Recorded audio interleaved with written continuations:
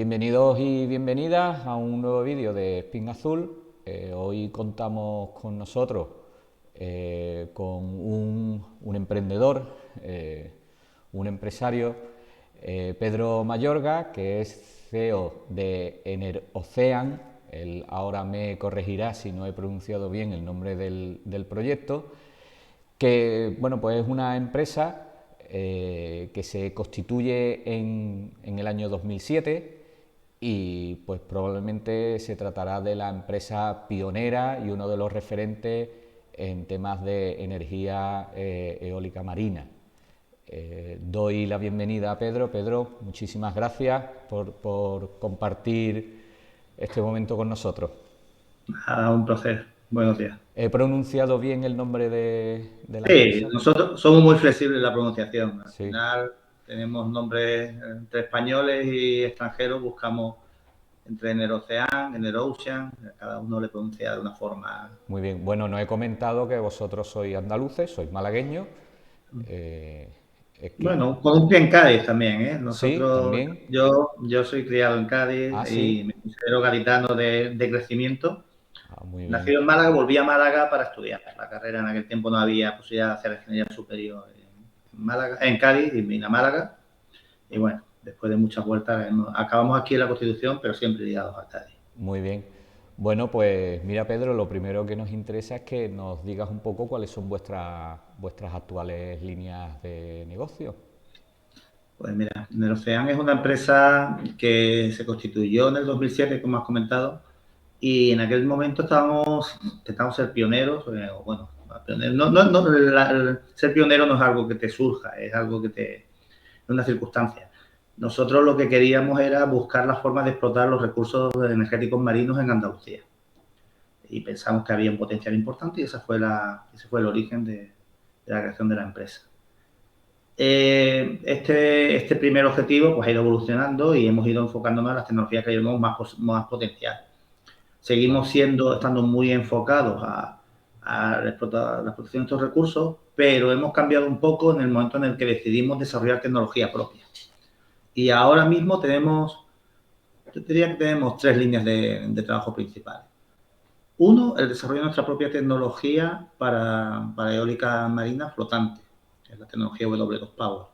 Estamos liderando ese desarrollo desde el 2011 y que hemos convertido, ya somos los propietarios únicos de esa tecnología. Lo que hemos hecho es incorporar a socios que estaban desarrollando con nosotros al capital de la empresa. pues porque tenéis patente, entiendo, ¿no?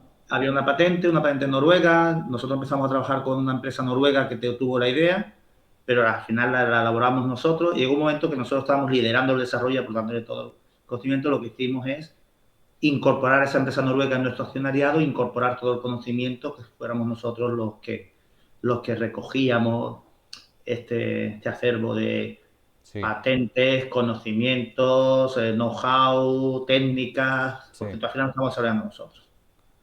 muy bien.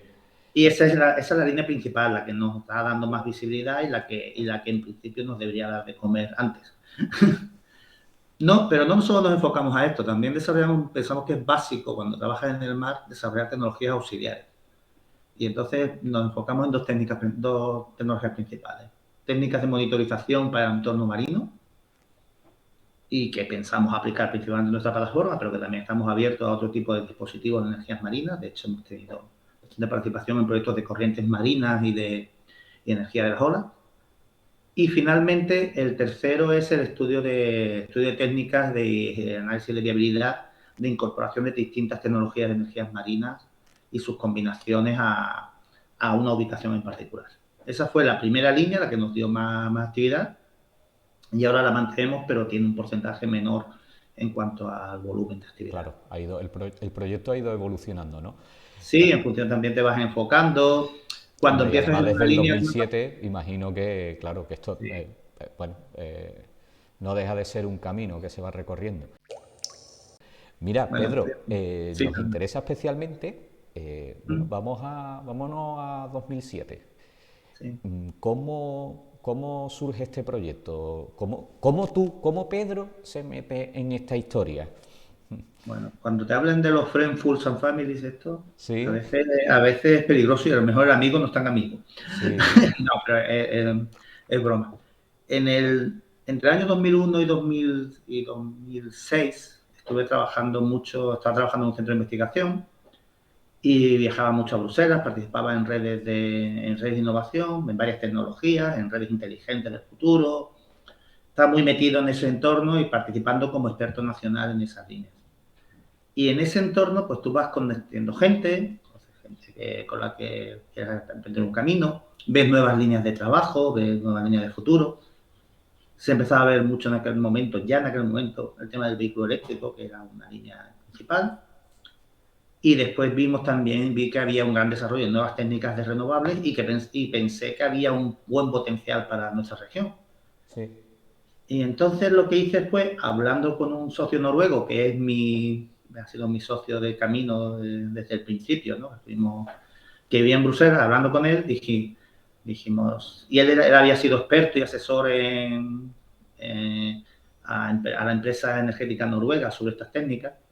Vimos que había un potencial en Andalucía que nadie estaba mirando, o pensábamos que nadie miraba.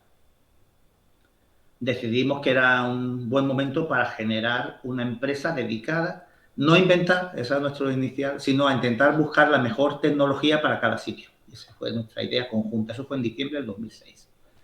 A partir de ahí empecé a buscar qué oportunidades había, a intentar asesorarme. Estuve hablando con el CADE, el Centro sí. de Creación de Empresas que había en aquel momento. Estuve hablando en Cádiz, en Málaga, estuve buscando el sitio. Yo otro tipo vivía en Valencia. Y claro, yo quería que eso fuera una empresa andaluza. Y porque si queríamos desarrollar el potencial inicial aquí. Y bueno, pues cuando, pues al final, entre él y yo, desde ver si mi centro de investigación donde participaba, si quiso escribir, por temas políticos y de dirección de recursos no le permitían hacer actividad fuera de su región, con lo cual yo estaba, pues, entonces dije, bueno, pues montamos la empresa como empresa independiente y nos vinimos aquí. Y lo que hicimos fue mirar los dos extremos de Andalucía. Vimos que en un primer inicio lo que tenía más interés era estudiar las corrientes marinas en el estrecho y vimos que había un potencial de oleaje en el Mediterráneo, sobre todo en la costa del medio. Y fueron las Porque, dos líneas donde empezamos a trabajar. sí, porque perdona, esto me estás hablando de tu socio noruego, ¿vale? Sí, Jan-Erik Hansen es mi socio y ha sido cofundador de la empresa. Sí, y vamos, seguimos Claro trabajando. que es una combinación curiosa porque realmente tú conoces a tu socio por tu, digamos, trayectoria profesional previa, ¿no? Bueno, Porque sí, nos conocemos y empezamos a montar trabajos con mi centro de investigación. Él estaba en Bruselas, nos veíamos mucho allí. Era el centro neurálgico de la colaboración europea. sí. ¿En qué? Es que me interesa mucho este punto porque es algo que nosotros siempre destacamos, es decir, los momentos más embrionarios de la constitución de estos equipos. Eh, ¿Tú en qué pensaste que te complementaba? Porque de alguna forma tú harías un análisis de decir, oye, mira, esta persona tiene No, estos recursos, pues tiene estas capacidades que yo yo no creo que tengo. eso es importante, pero hay veces que lo que es más interesante es que se alineen las formas de lo que quieres desarrollar. Vale, Que los conocimientos sean complementarios está bien, pero eso lo puedes hacer sumando a otra gente. sí. Pero al final lo que tienes que tener sobre todo es una visión que sea compatible. Y eso fue lo que Sí, quizá. que tenéis un alineamiento de intereses, ¿no? Exacto. ¿Por qué no lo haces solo? Está claro que siempre dos personas ya es complemento. Y eso es una cosa que recomiendo a cualquiera que emprenda. No lo haga solo. Después hay momentos muy tristes, muy solitarios, muy de duda. Es bueno que alguien a quien llorarle que te entienda. Después también vienen alegrías, pero que te digo que no es bueno hacerlo solo, pero es muy duro. Hay que intentar llevarse bien y tienes que buscar que haya mucha compatibilidad.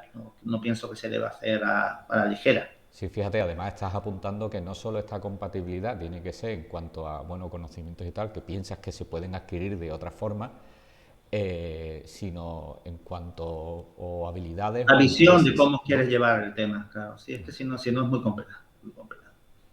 Muy interesante esa parte, Pedro, muy interesante.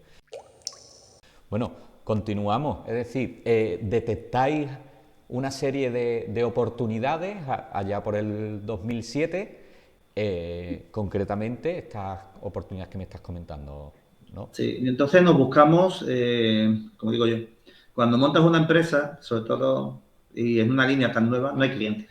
Entonces, ¿qué es lo que hicimos? Convertirnos en nuestro propio cliente. Eso es Sí, importante. vaya. ¿Cómo?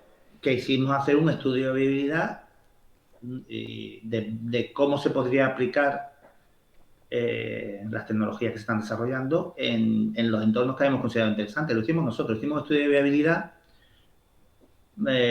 formal de la explotación de energía de las olas en el litoral de Almería, que después de un primer estudio básico vimos que es donde podía tener más sentido. Y además porque había una serie de obras marítimas donde se podían integrar. Y empezamos y pedimos un estudio de viabilidad y empezamos a desarrollarlo y pedimos cierta ayuda a la Agencia Andaluza de Energía y la Agencia de Innovación y nos dieron pues, un porcentaje de ayuda del trabajo que estamos realizando. Que está bien, siempre pero hay dos puntos importantes aquí. Primero, te fuerza a formalizar el trabajo que estás haciendo. Eso está muy bien. Sí. O sea, tener que hacer una memoria, describir lo que quieres hacer y el por qué, está muy bien. Nos dieron una ayuda, porcentaje del esfuerzo que dedicamos y de las inversiones que hicimos, que no eran mucho porque estábamos arrancando, pero es una ayuda, un porcentaje que, bueno, fue en torno al 40% o algo así del trabajo Está bien que digas ese porcentaje porque muchas veces tenemos la falsa impresión, sobre todo aquellas de que personas las que se subvenciones aproximan. que te pagan, recibes la subvención y te la meten en el bolsillo. No, no. Claro, además te Tienes que dicen, mira, subvenciones a fondo perdido. Y dices tú, hostia, pues sí, me lo de van a fondo dar perdido, todo. Pero pero es un no, porcentaje de subvenciones a lo que te fondo gastas tú perdido siempre. Sí, sí. con un Sí, porcentaje que, mira, tú, digamos, estás hablando del 40, en algunos casos podemos llegar hasta el 60, etcétera, etcétera, pero nos vamos a mover con esos márgenes sí, la normalmente. media, dependiendo de cuando están más. Hay convocatorias que van muy bien financiadas, las europeas pueden llegar al 100%, pero las convocatorias europeas es la Champions League, ¿no? Claro, sí, O y un sea, no puedes paternariado, plantear que etcétera, etcétera. todo financias con propuestas europeas, aunque nosotros no nos podemos quejar de la financiación que hemos recibido de Europa. Bueno, perdona que te haya interrumpido, te Sí, dejo no, en un pero es punto en el interesante ese que porcentaje, como estáis decías tú, siendo porque vuestros propios clientes, un poquito esto que se llama ahora de bootstrapping, ¿no? sí, y sobre todo porque te fuerza a ser formal, a generar unos informes y ya tienes algo que enseñar. Cuando empiezas una línea muy nueva, hay que demostrarlo. La gente, por ejemplo, cuando habla de aplicaciones, hace un prototipo.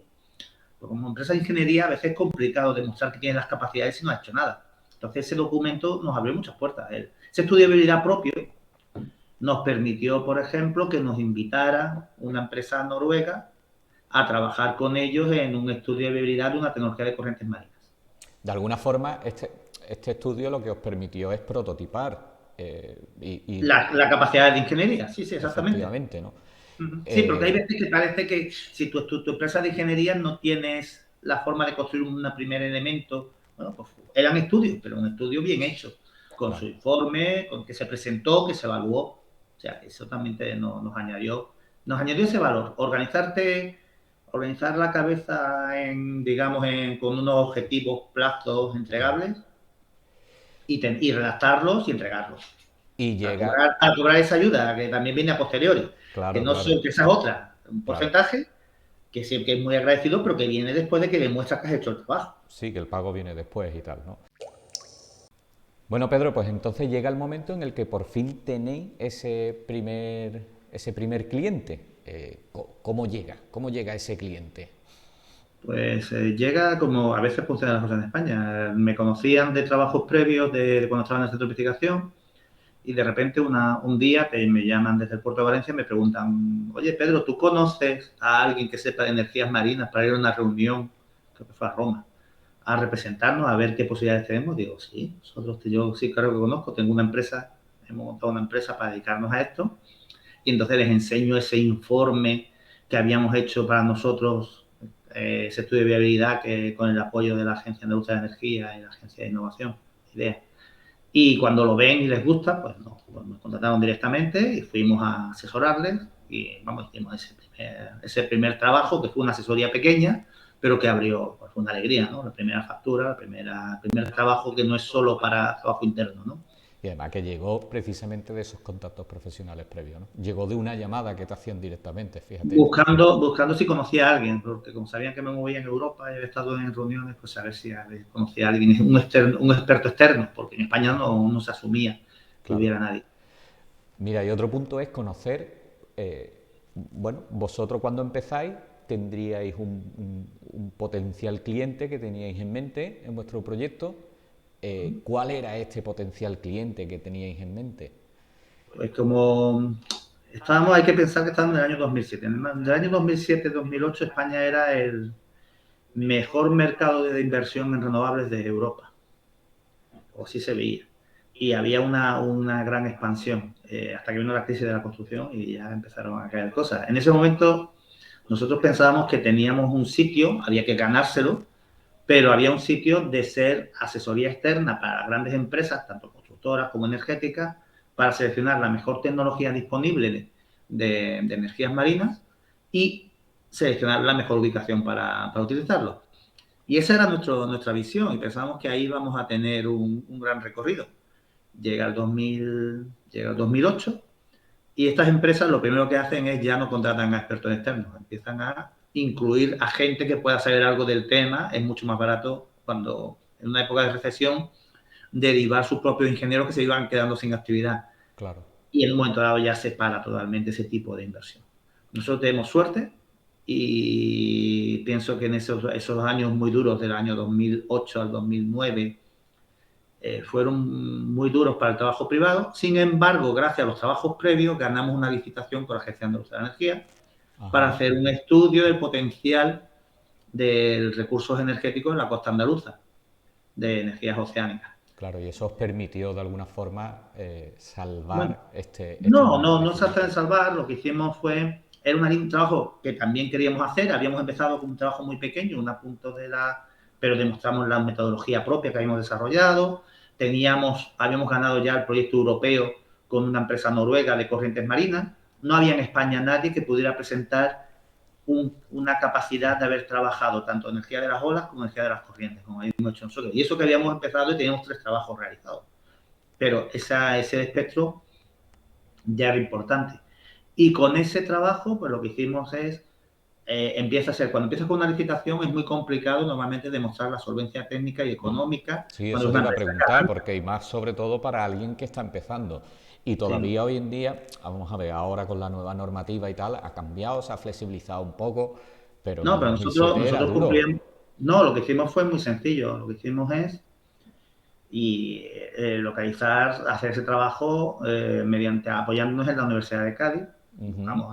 Ya habíamos trabajado algunas cosas y lo que hicimos fue apoyarnos en subcontratar parte de este trabajo a la Universidad de Cádiz, con lo cual la La solvencia, solvencia técnica digamos, estaba por ahí acreditada. más la económica. La técnica ya teníamos por criterio propio, pero la Ujú. ampliamos gracias a la solvencia técnica que también aportaban los expertos en oceanografía de la Universidad de Cádiz, que sí que habían trabajado, pero no habían mirado nunca el potencial energético hasta ese momento. Entonces ahí arrancamos una colaboración importante, sus propios métodos, cómo cambiarlos con una visión distinta, y eso es interesante, esa colaboración. El grupo Claro.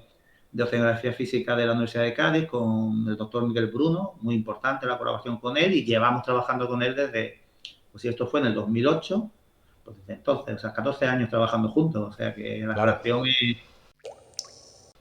porque continua. ese es otro tema importante. Es decir, muchas veces se constituyen proyectos bueno, que parece que son como una mota de polvo suspendida en mitad de la nada, y esto no es real. No, Cualquier proyecto necesita interactuar con el ecosistema. Que no, cuando hablamos de ecosistema parece que estamos hablando únicamente de clientes y de proveedores, pero que no, que el ecosistema es no. muchísimo más amplio. ¿Cómo afrontasteis vosotros esto? Es decir, ¿cómo en estos inicios empezasteis a tejer, quizás las teníais ya, ¿no? Estas redes, pero ¿cómo empezasteis a tejer estas redes en torno a la empresa, a Ener Ocean? Pues nosotros simplemente lo que hicimos fue empezar a considerar qué queríamos hacer y quién podría ayudarnos. Y llamamos a puerta fría a un grupo de investigación que vimos que tenían. Cuando hicimos la prueba, por ejemplo, de estudio de viabilidad en Almería, necesitábamos equipamiento, instrumentación para hacer algunas medidas, alguna prueba. Lo que dijimos es vamos a buscar un centro universitario que pueda tener ese tipo de equipo, aunque lo utilice para otros temas. Y así empezamos a contactar con oceanografía física. Cuando surgió la oportunidad de hacer las medidas, hacer este estudio, pues vimos que ya conocíamos, claro, ya repites con quien trabajas y te aporta valor, sigues repitiendo. Vas probando con otros grupos de investigación, algunos los vas incorporando, otros, bueno, con la reacción se va enfriando, pero con quien te aporta sigues, continúas las colaboraciones. O sea, que estoy viendo que te has apoyado mucho en grupos de investigación de las universidades andaluzas, ¿no? No hemos apoyado de forma continua, no mucho, y eso es importante. O sea, sí, de forma continua y para lo que te hace falta, pero tienes que definir tu propia línea. No puedes montar una empresa en que tu conocimiento está fuera. O sea, lo que no puedes hacer es ser un intermediario del conocimiento de la universidad. Claro. Tienes que darle una visión distinta, pero no tienes por qué replicar el conocimiento que ya existe. Eso está claro. Y entonces yo te diría que nos hemos apoyado, claro, por etapas y por proyectos de trabajo continuos, pues de forma significativa en expertos universitarios. Llega un momento que tú te conviertes en casi lo contrario, a veces das clases y te conviertes tú en el que aporta, pero la continuidad está ahí y el enfoque es distinto. Y yo creo que eso siempre ha sido importante. Hay que tener muy claro que la misión de la universidad y la misión de la empresa, las visiones son distintas. Las herramientas pueden ser muy complementarias. Se dice incluso que los ritmos son diferentes, es decir, que muchas veces la empresa necesita un ritmo más ágil y, bueno, y la universidad tiende a necesitar su tiempo. Correcto, No pero digamos que sea lenta, sino que tiene otros tiempos. Pero es que no es tema de la universidad, es el tema del trabajo de base. Claro. Entonces, cuando tú contactas con la universidad y necesitas resultados que sean una aplicación de un trabajo continuo. O sea, es importante los estudios de base realizados, las metodologías probadas y validadas. Y cuando a ti te hace falta un estudio, como tú dices, con los tiempos de la universidad, parece una locura. Pero es que los tiempos de la empresa no te hubieran permitido desarrollar durante 4 años una metodología validada que te permita hacer un informe en 2 meses. Claro. O sea, tú eres el que le pone prisa para que te entregue un estudio en 2 meses, pero si la universidad no hubiera desarrollado métodos, estudios en base de tesis doctorales que validen la metodología, la empresa no va a hacerlo. No puede pensar 5 años antes que te pueda hacer falta un trabajo. Claro. Entonces, simplemente tú dices, tiempos distintos, pero no necesariamente malos. Claro. Lo que pasa es que, claro, lo que sí que hay que hacer es responder y ser capaz de aportar valor, y eso es lo que sí que es fundamental. Muy bien, y mira, ya desde el 2007 hasta la entrada de 2022, supongo que habréis ido resolviendo muchísimos retos y obstáculos, pero uno que digas tú, hostia, esto fue un momento y mira cómo lo resolvimos. Me siento satisfecho de haber resuelto este reto y lo resolvimos de esta forma. Pues mira, en el 2011, después de acabarse ya todos los trabajos que habíamos conseguido antes y toda esta crisis, un momento en que hablamos con esta empresa noruega que tenía esa patente. Sí. Y le habíamos hecho algunos trabajos nosotros habíamos hecho algunos trabajos de ayudar a desarrollar el concepto que tenían de plataforma flotante, le hemos ayudado a hacer ensayos en tanque y le proponemos más trabajos. Estamos nosotros un poco desesperados y dijimos, bueno, vamos a proponerle cosas, innovaciones, mejoras a su diseño. Y nos sentamos con este empresario noruego y me dice, mira, los 2 informes que me has enseñado antes, yo no los entiendo. O sea, no es que sean mal, es que estás avanzando muchísimo sobre lo que yo tenía de idea básica. Vosotros estáis dedicando mucho esfuerzo y os gusta la tecnología. La compartimos y no te pago yo, sino que tú sigues desarrollándola. Entonces nos dimos la mano y se formó un pacto de caballeros a 3 bandas. Sí. Con mi socio, digamos, mi otro socio, el que le comentaba antes, sí. Este empresario noruego se llama Reza, de origen iraní. Y yo, nos dimos la mano los 3, pacto de socios, vamos a tercios. A partir de ahora desarrollamos la tecnología como si fuera nuestra, en vez de en vez de buscar ser contratados para desarrollar cosas distintas. Claro. Y entonces en ese momento pasamos de ser una empresa de ingeniería a una empresa Y más por decirlo de alguna forma. de desarrollo de un producto. Ese fue el gran salto, el 2011. Final de 2011. Y a partir de ahí ya a muerte con este desarrollo de nuestra tecnología, que nos ha permitido ser la primera empresa española que ha puesto un prototipo de eólica flotante en aguas abiertas, la primera empresa del mundo que ha hecho un prototipo de eólica flotante con más de un aerogenerador probado en mar abierto con Pedro, y éxito. en ese momento en el que este inversor, empresario noruego te propone eso, yo supongo que ahí habría un dilema interno, ¿no? Tú tendrías Es que la otra opción el era, angelito bueno y el angelito malo ahí diciéndote, ¿no? sí, ¿Cómo fue sí, eso? vamos a ver. El salto era apostar y decir, nos convertimos en desarrolladores, ya que no hay trabajo, ya vendrán mejores tiempos, pero ya tienes un producto. Ya vimos que el modelo que teníamos anterior dependía de ciclos y de que puede estar muy bien en una época de expansión, pero pueden venir las vacas flacas. Mientras que si tienes tu propio producto, pues tú tienes ahí tienes una línea en la que quieres avanzar. Y ese fue el gran cambio. Fue el gran cambio.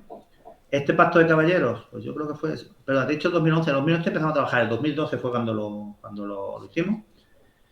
Lo teníamos así abierto y entonces ya se incorpora otro socio industrial, que eso fue en el 2017.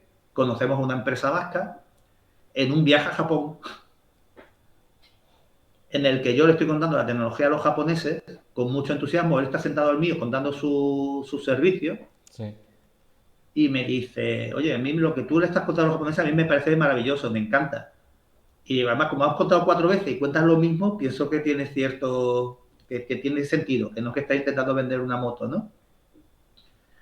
Y me dice, me gustaría invertir en el concepto. ¿Y cuántos socios sois ahora, Pedro?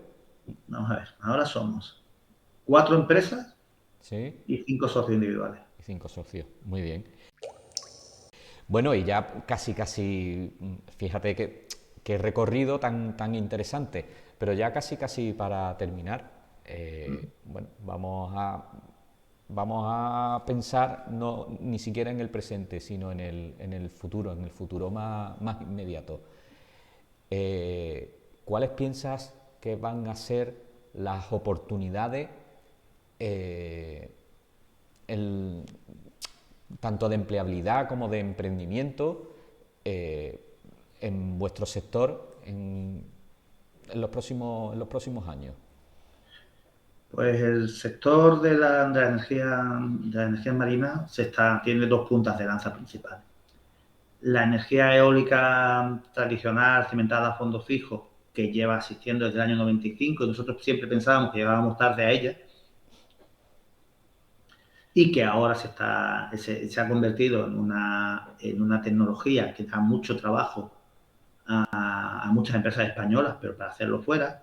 Por ejemplo, las subestaciones están montando en Navantia y todo eso, o sea, es trabajo. Y donde las capacidades del sector naval español ha demostrado que es muy competitivo, pero se abre ahora una oportunidad muy importante con la eólica flotante. La eólica flotante ya se está convirtiendo en una realidad, por fin, que nosotros llevamos trabajando, te digo, desde 2011 y esperando, ya llega y España tiene muchos mimbres para ser un líder a nivel mundial. Y ese liderazgo estamos todavía mejor posicionados que con la eólica fija. Y esa va a ser la punta de lanza de la verdadera expansión de empleo y de nuevas oportunidades. Yo, por ejemplo, se lo digo a los chicos a los que doy clase, Sí. va a haber mucho trabajo de renovables, pero el crecimiento del trabajo va a venir por las nuevas líneas. Y eso suele ser así. Claro. O sea, hay un trabajo continuado, pero la gente es muy joven. Entonces, en fotovoltaica, en eólica hay mucha gente trabajando. Sí que va a haber nuevas oportunidades, pero la gente que está trabajando ahí va a mantenerse, lógicamente. Son gente joven normalmente, ¿no? Entonces, todavía queda. No hay un renuevo generacional. Donde va a haber un gran crecimiento y va a subir mucha gente son las nuevas líneas de trabajo. Esas nuevas líneas de trabajo incluyen la eólica marina, sobre todo la flotante, que es la tecnología que se puede desarrollar en España. Se acaba de aprobar una hoja de ruta que prevé de 1 a 3 gigavatios de aquí al 2030. Eso significa una cantidad de trabajo impresionante. Pero lo importante no es tanto el número, sino que establezcamos un camino continuo. O sea, si llegamos a 1,1, 1,2, pero se le ve continuidad después de los siguientes años en el 2030, es quizás mejor que se llegue a 3 gigavatios en el 2030 y no se vea nada para el 31, 32, 33. Yo creo que es más interesante, y el ejemplo lo vimos en la fotovoltaica. En el año 2000, creo que fue en el 2008, en España se instaló más fotovoltaica que en toda Europa y realmente se paró todo. Entonces generas empresas que se destruyen. Es importante una continuidad. Y esa es la línea que creo que vamos a tener y la que vamos a tener grandes oportunidades de empleo. Después, a partir de aquí, la energía va a ser un punto fundamental de la independencia económica y del desarrollo sostenible de los países.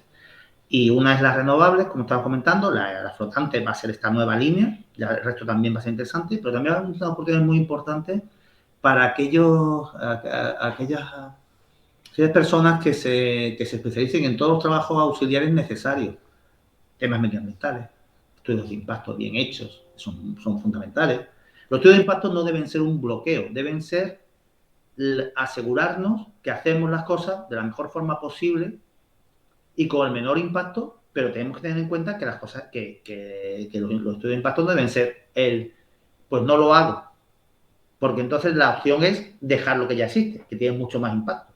Entonces, pero hay que hacerlo bien, hay que hacerlo de forma profesional y seria.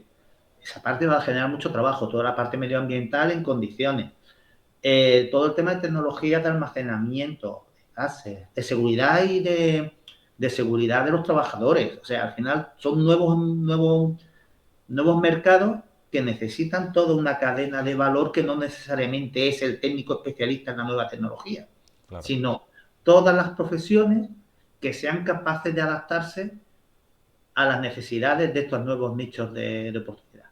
Claro. Y ahí hay un buen futuro si aprovechamos la oportunidad de liderar tecnológicamente. Pues mira, Pedro, muchísimas gracias. Ahí queda. Esperemos que